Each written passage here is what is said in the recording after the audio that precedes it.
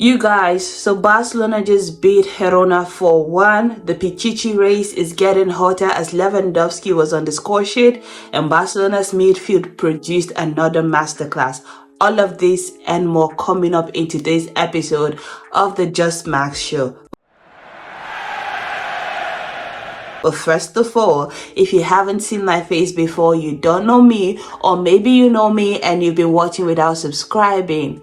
Hi guys, welcome back to the Just Max Show. I am Just Max, and on this channel we talk about football from the La Liga to the Prem and of course the UEFA Champions League. If this is something that you're interested in, please stick around, be my friend, be my homie, hit the subscribe button, like this video, and let me know what you think about this match that we are just about to discuss, because on all fronts it was insane. I have to premise this video by stating we have been following the La Liga title race this season because I think this has been one of, if not the most interesting title race in recent history.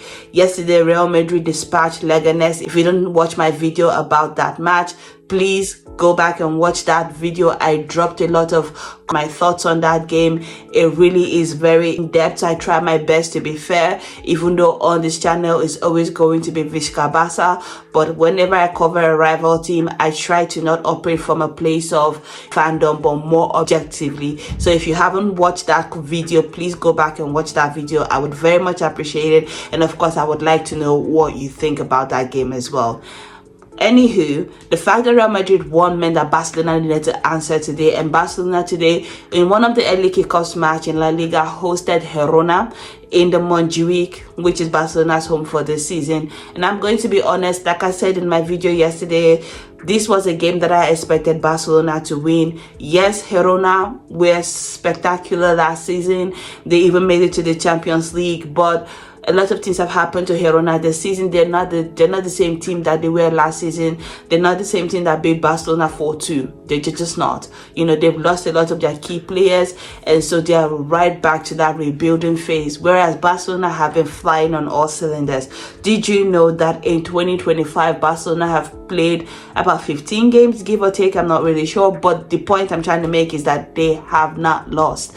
And not just that they have not lost, leading up onto this game, in La Liga, Barcelona have only conceded one goal. This is how dominant this team have been in La Liga this season, and to be able to reclaim that top spot from Real Madrid and Atletico Madrid, which is why when I was going into this match, I was very confident in their ability to be able to secure this win, granted that they did play just 72 hours ago. So going into the lineups, Hansi Flick fielded a team that started Szczesny in goal, reprising his role from Thursday. Jules Koundé comes back into right back position. Jules Koundé is one of the players with the most minutes for Barcelona. I saw a statistic somewhere that said Jules Koundé has not missed a game since October of 2023. I think he's played a lot of games is what I'm trying to say. Araujo comes back for Barcelona in centre back. If you remember, Araujo and Rafinha had to come back from a late flight because they were on international duty and thus could not feature for Barcelona in Thursday's match against Osasuna. Inigo Martinez reprised his role in centre back, this time pairing with Araujo, and Gerard Martin rounds up the left back position. Alejandro Balde is being given a rest. Yes, Alejandro Balde put in a spectacular performance against Osasuna on Thursday. I did not talk about that game, but I did briefly talk about it in my video with Real Madrid versus Leganes. So if you wanted to know what I thought about that Osasuna game, please go back and watch that video. Eric Garcia comes into the midfield position and is partnered with Pedri, Lamine Yamal, Fermin Lopez, and Gavi, with Robert Lewandowski rounded up Barcelona's attack. And immediately when we started, I was very confident with this team. Yes, this is not Barcelona's regular starting attack, but I was okay with it. I was okay with the entire team. I was confident that we were able to get the result. I love Fermin Lopez. He's very active. Fermin Lopez to me is like one of those live wires that you just cannot ignore, or else he's going to sting you. And right there, immediately there was opportunities between combining with Gavi, Fermin, and Lamine Yamal, which immediately tested the goalkeeper, and I felt like that really gave me that confidence that yeah, Barcelona are here to play. And I absolutely loved it. Barcelona will have a moment of controversy, if you will. Fermin Lopez is brought down on the edge of the box. Initially, the referee gives it as a free kick in favor of Barcelona, but because it was such on the line, which, if you know, the line of the box is also considered a part of the box, so it was being checked for a penalty, a potential penalty, which from my position, what I thought was that Fermin Lopez had absolutely earned Barcelona of penalties on a penalty and a goal scoring opportunity. But I was very surprised when the referee went to the VAR, very quick VAR review, and not only did he not give a penalty, he instead gave a foul against Fermin Lopez for I don't know what. That was a very big call and a very controversial call in my opinion, because if you remember my take on the Arda Güler situation yesterday, I did not think that foul, that penalty that was given to Real Madrid and Arda Güler was a foul, but somehow it was given. And then we see a situation where Fermin Lopez was clearly fouled, but somehow, you know what, this is La Liga, and if I explain it and it makes sense to you, I've not explained it well. Let's just keep pushing. The match will continue, and the reason why I really love Barcelona is we're just the kind of team this season, like Hansi Flick has really instilled that mentality of no complain, just get on with the game, just get it on and let's get going. And that is one of the things that I saw. Barcelona kept on having Girona pinned to the back. And if we want to take a brief look at the statistics during this match, Barcelona had 21 shots, 4 compared to Girona, 9 on target, 2 compared to Girona, and they had an overwhelming 70% of possession, completed 642 passes, and 88% of those passes was accurate. So even when I was watching that match in the first half, I was very confident that even though we had not scored, we were going to score. It did not feel like the kind of match that Barcelona was going to lose. I will have to say that though, Alejandro Balde was sorely missed in this match, because Gerard Martin is not Alejandro Balde. In fact, Alejandro Balde was on the bench and Rafinha too was on the bench. It meant that Barcelona had to rely a lot in that first half on the creativity of Lamine Yamal, which, by the way, he did very well. But what I'm trying to say is that there was opportunity that was not being exploited down the left-hand side of Barcelona's pitch, because Gerard Martin did not give you the same level of productivity going forward that Alejandro Balde could give you. To Gerard Martin's defense, he is more of a defensive-minded player, so he is always going to play the ball backwards every single time. But that also snuffs out the attack for Barcelona, and also it gives Girona a bit of a reprieve, because that they can know that much of the danger is going to come from the right-hand side, so that they can overload that position. And I was correct, because in the second half, we will see a change in the way that Barcelona set up. But Barcelona's goal in the first half did come from Lamine Yamal, and it was kind of a fluke goal, if I should say so. Barcelona win a free kick. Of course, Rafinha is not on the pitch, neither is Ferran Torres, so Lamine Yamal is given an opportunity to try his hand at a free kick. He does hit the ball. It's an awkward one. When I saw it going, I was like, you know what, I'll take it, because it does hit Eric Garcia, then the Girona defender does hit it with his hand, I would say, and then it ended up going into the back of the net. So if you want a new hand of God goal, there you have it. It was 1-0 for Barcelona, and I felt like, yeah, it was a bit of a reprieve. I felt this was the goal that Barcelona really needed to settle down the entire match. Going into the second half, I always felt like, even though Barcelona were very good going forward, at the end of the first half, we did see that Girona, they did have some danger going forward, especially when they started to press themselves. They had 2 opportunities towards the end of the first half where they really could have done something if they had a little bit more quality. So, of course, in the second half, you had to keep that at the back of your mind, or that was what I was thinking at the time. Barcelona had to keep that at the back of their mind so that they don't lose guard. One ball over the top and Girona can split that Barcelona's high line. And you could see that they had ideas on how to break Barcelona's high line. They've tested it before, and, you know, if they apply themselves, they could do it. Barcelona was pressing more in the second half. It was much of the same things that we saw in the first half. They had more ball possession. They had Girona pinned. But against the run of play, Girona will do one of those long balls I was just talking about. And Danjuma was in a world of space. And he would place a very well low-placed shot beyond Szczesny. And Barcelona will concede their first goal in La Liga for a very long time, and it was 1-1. And honestly, even though that goal was against the run of play and it was 1-1, I was not nervous for Barcelona because of the kind of team that I saw on the day. The way they were playing, they looked like a team that they were going to win this match, and I was very confident with that fact that I knew that they could score something. I love the fact that they didn't let their head droop. Listen, I want to take a moment to talk about a few players that stood out to me in this match, and I want to first of all talk about, you know it, you've heard it before, Pedri. Pedri is just an amazing player. He's really been wonderful. And as a Barcelona fan myself, I am so excited that we're finally getting one full season of Pedri without any kind of injuries, because then you start to see the quality that us Barcelona fans have been talking about. If you're just a neutral and you watch this game and you're thinking, oh my gosh, what is going on? Like, you can now finally begin to understand when Barcelona fans have been yelling for years that Pedri is world class. The only issue is that Pedri has been so injured so frequently that he's not been able to consistently show what he's been able to do.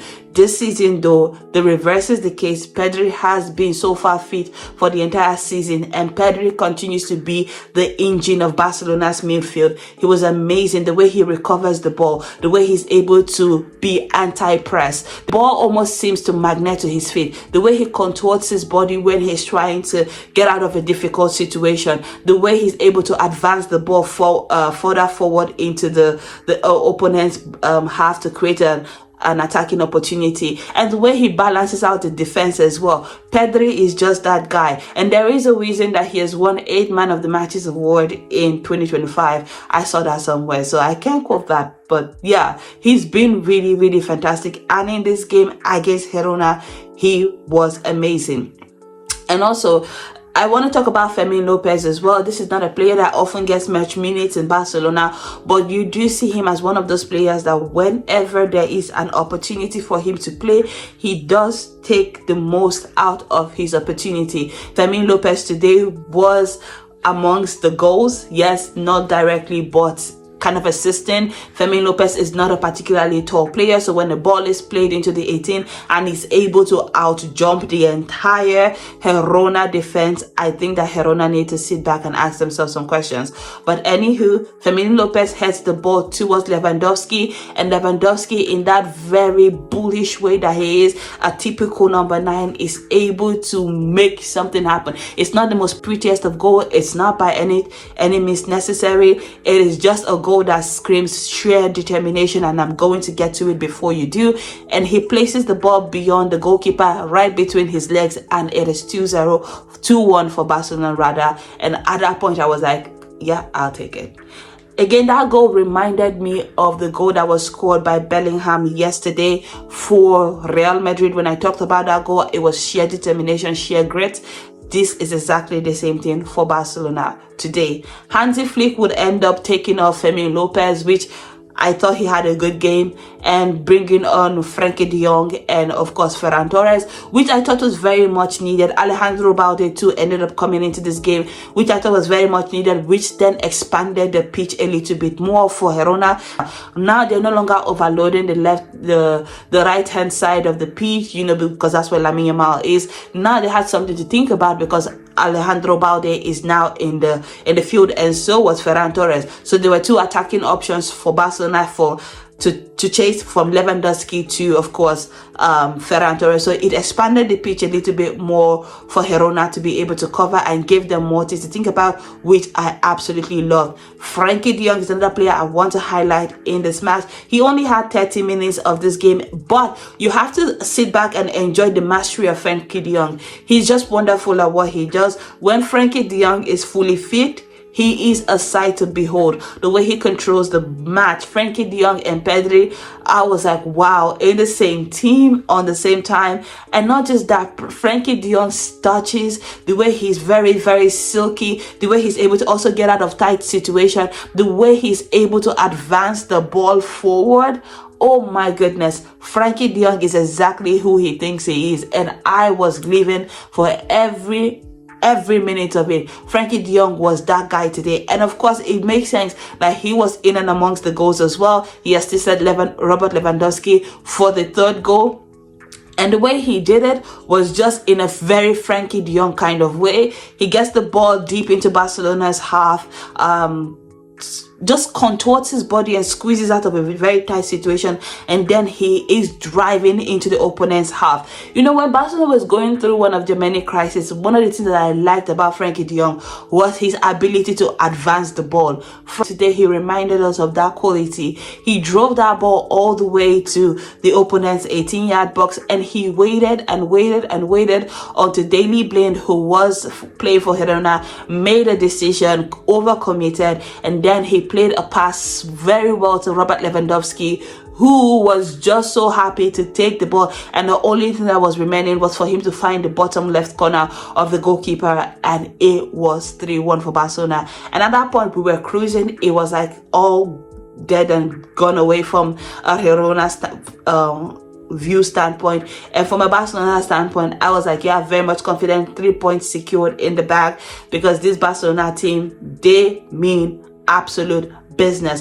But we were not all done with the goal scoring in this game. Ferran Torres will ultimately ended up getting on the score sheet when he gets again another opportunity. One touch, one goal for Ferran Torres. I have to talk about Ferran Torres as well. He has been a revelation. Yes, I have not necessarily been the biggest fan of Ferran Torres since he has been at Barcelona. He's taken a little bit more time to develop and come into his own, but we have to admit that Ferran Torres he has arrived as of late, because he's just been able to take advantage of his chances to be able to score. He's in double digit scoring opportunities for Barcelona at the moment. He scored in each of his last appearances for Barcelona, and I heard that he's averaging a goal every 4 attempts, which as of today he should have leveled that to maybe 3 attempts or even 2 attempts. So Ferran Torres has really had a season for Barcelona, and I know that I'm not calling all of the Barcelona boys in this segment of the video, but